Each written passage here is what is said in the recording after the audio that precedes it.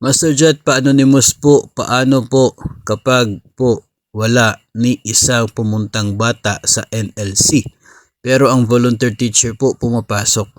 So, parang hindi po nasunod yung purpose ng National Learning Camp niyan, yung NLC, dahil ano po yung camp, sino po yung tuturuan, sino po yung magiging beneficiaries ng lessons ni teacher kung wala kahit isang bata na pumunta sa paaralan ngayong NLC, no? So parang nawawala po yung purpose ng NLC. Si teacher nandoon, no?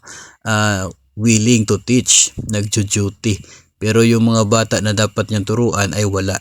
So siguro ay makipag-ugnayan with your school head kung ano po yung plano, ano po yung pwedeng gawin.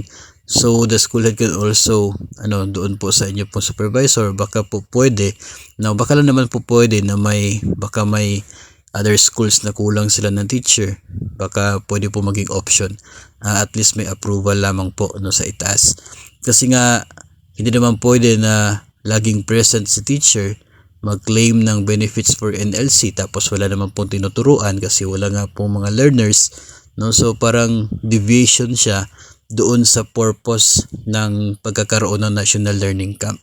So better refer, and coordinate with your school head, with your supervisor, para alam po nila na ganyan po yung nangyayari po dyan sa inyo. I'm sure meron naman po silang ginagawang NLC na monitoring sa inyo pong lugar, at least para mapaalam po at mabigyan ng solusyon, kasi sayang naman po yung pag-duty ni teacher kung wala po siya kahit isa pong learner.